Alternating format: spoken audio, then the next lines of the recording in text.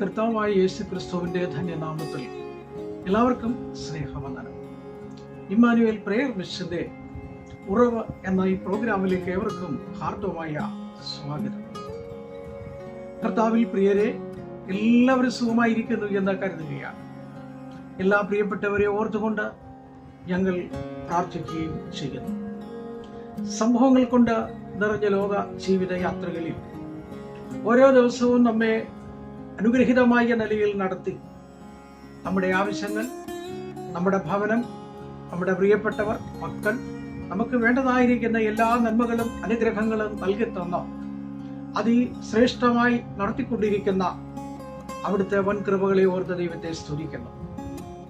ഓരോ പ്രിയപ്പെട്ടവരും ഞങ്ങൾക്ക് നൽകുന്ന എല്ലാ നല്ല പ്രോത്സാഹനങ്ങൾക്കും എല്ലാ കൈത്താങ്ങലുകൾക്കും ഞങ്ങൾ നന്ദി പറയുകയാണ്. കഴിഞ്ഞ ദിവസങ്ങളിൽ നമ്മൾ ചിന്തിച്ചതായിരിക്കുന്ന വിഷയം, അവനെ അറിഞ്ഞവർ അവരോട് ചേർന്ന് നിൽക്കുകയും ചേർന്ന് ഇരിക്കുകയും അവിടെ നിന്നും പ്രാപിച്ചതായിരിക്കുന്ന നന്മകൾ അവരുടേതായിരിക്കുന്ന ജീവിതത്തിൽ പ്രായോഗികമാക്കുകയും അത് മറ്റുള്ളവരിലേക്ക് പകർന്നു കൊടുക്കുവാൻ ആഗ്രഹിക്കുകയും ചെയ്യുന്നു. കഴിഞ്ഞ ദിവസം നമ്മൾ ചിന്തിച്ചത്, കർത്താവിന്റെ സന്നിധിയിൽ വിടുതല പ്രാപിച്ചതായിരിക്കുന്ന ഒരു മനുഷ്യൻ ദേവാലയത്തിലേക്ക് കടന്നു എന്ന് ദൈവത്തെ മഹത്വപ്പെടുത്തി. ദൈവികമായ ആരാധനകളും ദൈവികമായ ശുശ്രൂഷയിലും പങ്കെടുക്കുന്നത് കണ്ടപ്പോൾ പല പ്രിയപ്പെട്ടവരും ചോദിച്ചു, നീ എങ്ങനെയാണ് ഇവിടെ വന്നത് എന്ന്. അപ്പോൾ പറഞ്ഞത്, ഞാൻ മുടന്തനായി ജനിച്ചു, മുടന്തനായിരുന്നു, മുടന്തനായി നിന്നു, എന്നാൽ എന്റെ സ്ഥിതിയെ അവിടുന്ന് മാറ്റിത്തരുവാൻ കാരണമായത് ഈ ദൈവദാസന്മാരാണ്.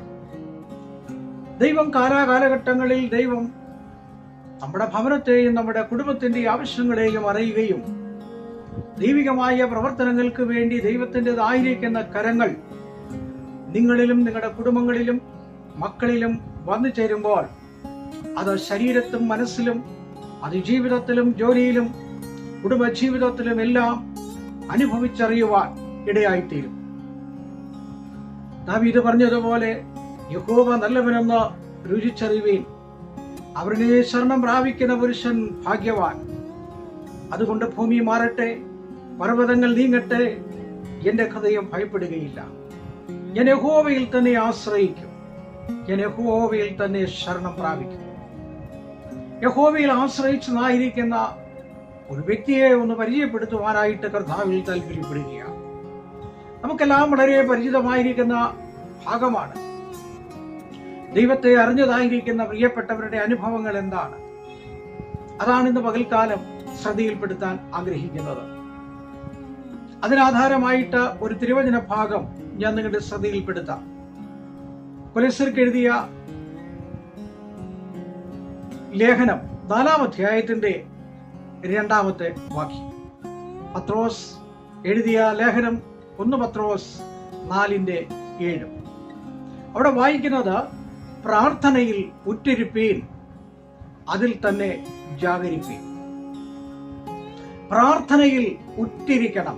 യേശു പ്രാർത്ഥനയെ കുറിച്ച് പഠിപ്പിച്ചിട്ടുണ്ട്. 2 പേരിന്റെ നാമത്തിൽ എന്ത് യാചിച്ചാലും നൽകിത്തരും.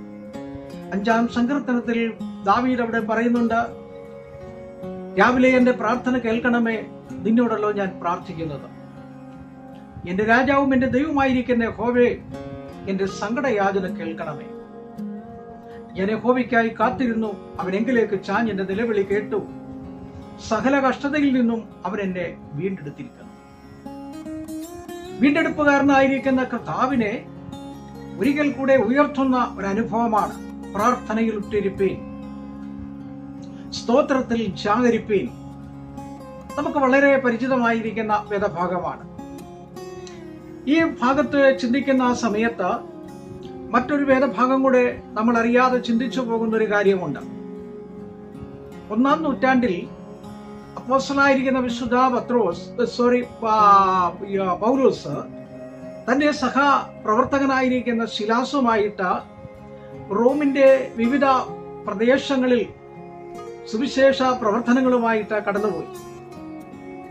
ഈ കടന്നുപോയതായിരിക്കുന്ന സമയങ്ങളിൽ പൗലോസ് കടന്നു പോകുന്ന വേളകളിലൊക്കെ ഒരു സഹോദരി, ഒരു ചന്തയിൽ വെച്ച് സഹോദരി പറഞ്ഞതാ, ദൈവത്തിന്റെ സത്യവചനങ്ങളെ ഘോഷിക്കുന്നവർ.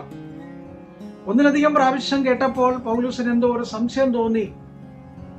അവരെ തിരിഞ്ഞു നോക്കി അവരുടെ ശരീരത്തുള്ളതായിരിക്കുന്ന ദുർബോധത്തോട് വിട്ടുപോകാൻ പറയുകയും അത് വിട്ടുപോകുകയും ചെയ്തു. വളരെ ലാഭമുണ്ടാക്കിക്കൊണ്ടിരുന്ന ഒരു സ്ത്രീ ആയിരുന്നു മറ്റുള്ളവർക്ക്. അവരെല്ലാം പരാതിയുമായി കടന്നു വന്ന് അങ്ങനെ രാജാവിന്റെ മുമ്പിലെത്തി പൗലോസിനെയും ശിലാസിനെയും അറസ്റ്റ് ചെയ്തു, കാരാഗൃഹത്തിൽ അടച്ചു. കയ്യും കാലും ബന്ധിക്കപ്പെട്ടു, ചങ്ങലയിട്ടു. ഒന്നാമത്തെ വാതിലും രണ്ടാം വാതിലും കാവൽ നിർത്തി അവിടെ കാവൽക്കാരെയും ഏർപ്പെടുത്തി. മിന്നുന്ന വാൾ ഉറയിലിട്ടുകൊണ്ട് അരയിൽ കെട്ടി മയക്കമില്ലാതെ ഉറക്കമില്ലാതെ കാവൽക്കാർ കാത്തിരിക്കുകയാണ്. അടുത്ത ദിവസം ശിക്ഷ നടപ്പാക്കാൻ പോവുകയാണ്. ആ രാത്രിയുടെ നിമിഷങ്ങളിൽ അവരുടെ ശരീരത്തേറ്റതായിരിക്കുന്ന മുറിപ്പാടുകളും അവരുടേതായിരിക്കുന്ന മനസ്സിന്റെ വേദനകളും നൊമ്പരങ്ങളും ഒക്കെയുള്ള സന്ദർഭത്തിൽ ദൈവദാസന്മാർ അന്ന് രാത്രിയിൽ അവർ ഉറങ്ങിയില്ല. അവർക്കുറക്കം വന്നില്ല. കാരണം അവർക്കിന്ന് രാത്രി ഉറങ്ങാൻ കഴിഞ്ഞില്ല. ഒരു അർദ്ധരാത്രിയായപ്പോൾ അവർ ദൈവത്തെ പാടി സ്തുതിച്ചു, ദൈവത്തെ പാടി മഹത്വപ്പെടുത്തി. അതാണ് സ്തോത്രത്തിൽ ജാഗരിപ്പീൻ, പ്രാർത്ഥനയിൽ ഉറ്റിരിപ്പീൻ. അവർ സന്തോഷത്തോടെ പാടാൻ തുടങ്ങി. ദൈവികമായിരിക്കുന്ന മഹത്വമുള്ള ഗീതങ്ങൾ, ആത്മീയമായിരിക്കുന്ന ഗീതങ്ങൾ, ആത്മീയമായിരിക്കുന്ന ശബ്ദത്തിൽ, ആത്മതരംഗങ്ങളിൽ, കഥകളെ ഉടച്ചു കളയുന്ന വിധത്തിൽ, ഭൂമിയെ കിടുകിട വിറപ്പിക്കുന്ന വിധത്തിൽ, ഏത് മനുഷ്യനെയും ഭയപ്പെടുത്തുന്ന വിധത്തിലുള്ള ഒരാത്മീയമായിരിക്കുന്ന ഗാനത്തിന്റെ ഈരടികൾ പാടി അവരുടെ കൈകൾ ബന്ധിക്കപ്പെട്ടിരിക്കുന്നെങ്കിലും അവരുടേതായിരിക്കുന്ന ആത്മാവിൽ അവർ പാടിക്കൊണ്ടേയിരുന്നു. അവരുടെ പാട്ട് ചില നിമിഷങ്ങൾ നീണ്ടു. അവരാത്മാവിൽ നിറഞ്ഞു, ആത്മവിവശതയിലായി, ആത്മചൈതന്യം അവരുടെ മേൽ കടന്നു വന്നു. ആ അർദ്ധരാത്രിയിൽ ഇരുളറിഞ്ഞതായിരിക്കുന്ന മുറിക്കകത്തേക്ക് ദൈവത്തിന്റെ ദൂതന്റെ ശക്തി ഇറങ്ങിയപ്പോൾ കൈകളിലെ ചങ്ങലകൾ അഴിഞ്ഞു. അവരുടേതായിരിക്കുന്ന കാലിലെ ചങ്ങലകൾ അഴിഞ്ഞു മാറി. അവര് ആ ഭൂമി കുലുങ്ങാൻ തുടങ്ങി. അവരെ അടച്ചതായിരിക്കുന്ന ഇരുമ്പോടാമ്പലികൾ അടർന്നു വീഴാൻ ഇടയായി. ആ പൂട്ടുകളൊക്കെ പൊളിഞ്ഞുപോയി. ഈ ലോകത്തിന്റെ പൂട്ടുകളോ ഈ ലോകത്തിന്റെ ചങ്ങലയ്ക്കോ പരിശുദ്ധാത്മാവിൽ നിറമുള്ളതായിരിക്കുന്ന ഒരു വ്യക്തിയെ ഒരിക്കലും തളച്ചിടുവാൻ കഴിയുകയില്ല. മാനുഷികമായ നിലയിൽ കുറച്ച് നേരത്തേക്ക് നിങ്ങൾക്ക് അവരെ ബന്ധിക്കാം, കുറച്ചു നേരത്തേക്ക് അപമാനിക്കാം, കുറച്ചു നേരത്തേക്ക് അവരെ പരിഹസിക്കാം, കുറച്ച് നേരത്തേക്ക് അവരെ ഏത് വിധത്തിലും അവർക്കെതിരെ ആരോപണങ്ങൾ കൊണ്ടുവരാം. എന്നാൽ സ്വർഗത്തിലെ ദൈവത്തിന്റെ പ്രവൃത്തിയുടെ ഒരു സമയമെടുക്കുമ്പോൾ ആ ചങ്ങല തനിയെ അഴിഞ്ഞുപോകും. എന്നെ കേൾക്കുന്ന പ്രിയമുള്ള സഹോദരി സഹോദരന്മാരെ, നിങ്ങളുടെ ക്രിസ്തീയ ജീവിതത്തിൽ അനേക പ്രശ്നങ്ങൾ നേരിടുകയാണ്. നിങ്ങളുടെ കുടുംബജീവിതത്തിൽ അനേക ചങ്ങലകളുണ്ട്. നിങ്ങളുടെ സാമ്പത്തിക വിഷയത്തിൽ ചങ്ങലയുണ്ട്. നിങ്ങളുടെ കുഞ്ഞുങ്ങളുടെ ഭാവിയിൽ ചങ്ങലകളുണ്ട്. മുൻപോട്ട് പോകുവാൻ കഴിയാത്ത വിധത്തിൽ അടച്ചുപൂട്ടപ്പെട്ടതായിരിക്കുന്ന അവസ്ഥയിൽ നിങ്ങൾ ആയിരിക്കുന്നുവെങ്കിൽ നിങ്ങളെ വിടിവിക്കുവാൻ ഇന്ന് രാത്രിയിൽ ഒരുവൻ വന്നിട്ടുണ്ട്. അവൻ നിങ്ങളെ വിടിവിക്കുക തന്നെ ചെയ്യും. വിശ്വസിക്കുന്നു എങ്കിൽ നമുക്ക് ഒരുമിച്ച് പ്രാർത്ഥിക്കാം. എന്നോടൊപ്പം നിങ്ങൾ പ്രാർത്ഥിക്കുന്നെങ്കിൽ നമുക്ക് ഒരുമിച്ച് ദൈവത്തെ മഹത്വപ്പെടുത്തുവാനായിട്ട് കഴിയും. ദൈവം ചെയ്ത ഉപകാരങ്ങൾ, ദൈവം ചെയ്ത നന്മകൾ എത്ര വലുതാണ്. അതുകൊണ്ട് നമുക്ക് ദൈവത്തോട് പ്രാർത്ഥിക്കാം. ഒരുപാട് ദൈവത്തെ ആരാധിച്ചു. പിന്നെ നടന്നത് എന്താണ്?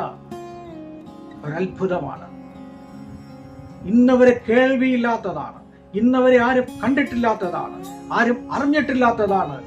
കൈ തൊടാത്തൊരത്ഭുതം അവിടെ നടക്കാൻ പോവുകയാണ്.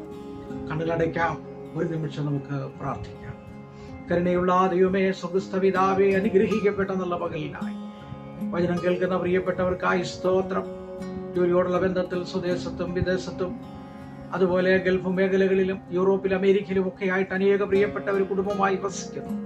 ജോലിയോടുള്ള ബന്ധത്തിൽ വിവിധയിടങ്ങളിൽ അവരായിരിക്കുന്നു. ബിസിനസ് ചെയ്യുന്ന അനേക പ്രിയപ്പെട്ടവരുണ്ട്. പട്ടണ പഠനത്തിനായി കടന്നുപോയിരിക്കുന്ന കുഞ്ഞുങ്ങളുണ്ട്. അവരെല്ലാം ഓർത്ത് പ്രാർത്ഥിക്കുന്നു. രോഗികളായിട്ട് അനേക പ്രിയപ്പെട്ടവര്, കർത്താവെ ആശുപത്രിയിലായിരിക്കുന്നവര്, അതിവേദനയോടെ കിടക്കുന്നവര്, കാലിന്റെ നൊമ്പരം, കൈയുടെ നൊമ്പരങ്ങൾ, മുട്ടിന്റെ വേദനകൾ, അങ്ങനെ കർത്താവ് വിവിധ നിലകളിൽ ഡയൽസ് ചെയ്തുകൊണ്ട് ഭാരപ്പെടുന്ന പ്രിയപ്പെട്ടവരുണ്ട്. അവരെല്ലാം ഞങ്ങൾ ഓർക്കുന്നു. കർത്താവ് വിവാഹപ്രായമായ കുഞ്ഞുങ്ങളുണ്ട്, മക്കളില്ലാത്ത ദമ്പതികളുണ്ട്. അവരെല്ലാം ഞങ്ങൾ ഓർക്കുകയാണ്. ദൈവ പ്രവൃത്തി ഓരോ വ്യക്തികളിൽ വെളിപ്പെടുവാനിടയാകണം. ഈ നാളുകളിൽ ഓരോ വ്യക്തികളുടെയും കുടുംബജീവിതത്തിലും അവരുടെ ബിസിനസ്സിലും ജോലിയിലും ബന്ധിച്ചിരിക്കുന്ന ചങ്ങലകൾ അഴിഞ്ഞു വീഴട്ടെ, അഴിഞ്ഞു മാറുവാൻ ഇടയാകട്ടെ. പരിശുദ്ധാത്മാവരെ തൊടുവാനിടയാകട്ടെ. അങ്ങയുടെ കരങ്ങളിലേക്ക് ഏൽപ്പിക്കുന്നു. മഹത്വം പങ്കെടുക്കണം യേശുവിൻ നാമത്തിൽ തന്നെ. ആമേൻ. Praise the Lord. ദൈവം ധാരാളമായിട്ട് എല്ലാവരെയും അനുഗ്രഹിച്ച് കാക്കുമാറാകട്ടെ. ഈ വചനം നിങ്ങളുടെ കാലുകൾക്ക് ദീപമായി മാറട്ടെ, വിടുതലായി മാറട്ടെ. ദൈവം നിങ്ങളെ സഹായിക്കട്ടെ.